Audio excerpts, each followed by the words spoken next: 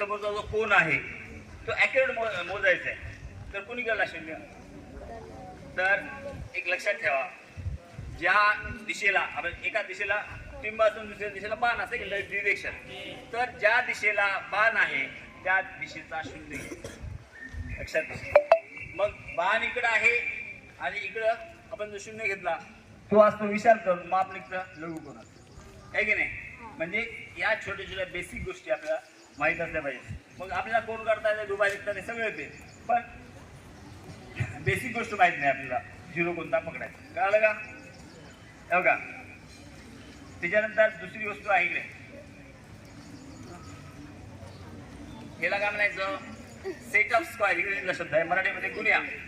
गुन्ह्या number 1 इथं नाही, दोन्ही बाजू सारखे असतात. आणि गुन्ह्या नंबर 2 एक बाजू वेगळी दुसरी बाजू वेगळी. ह्याचं तुम्ही बारकाईनं जर निरीक्षण केलं तर हा एक प्रकारचा काटकोन आहे. इंग्रजीमध्ये त्याला दुसरं नाव काय? Right angle. तिसरी जी वस्तू आहे ही दोन्ही बाजूला टोक असलेलं आहे, त्याला काय म्हणतात?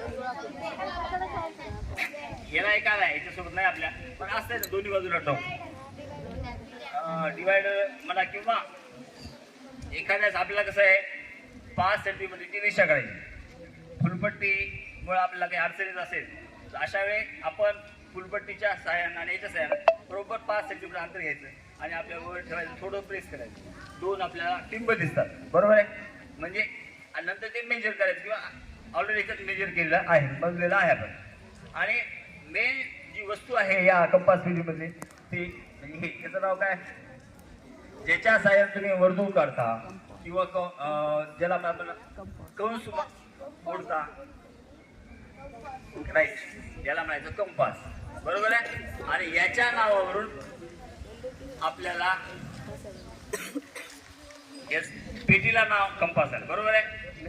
याच्यामध्ये सर्वात इम्पॉर्टंट घटक हा आहे.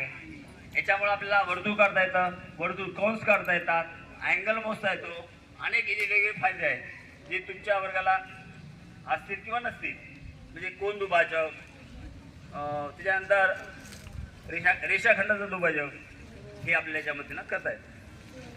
आणि ह्याचे उपयोग, हे जे तुम्हाला प्रोटेक्टर 1 आणि 2 सांगितलं, सॉरी सेट ऑफ स्क्वेअर 1 आणि 2 गुन्हे, ह्याचे फायदे काय आहेत? ह्याच्या पद्धतीनं देखील आपल्याला रेषाखंड दुभागता येतो.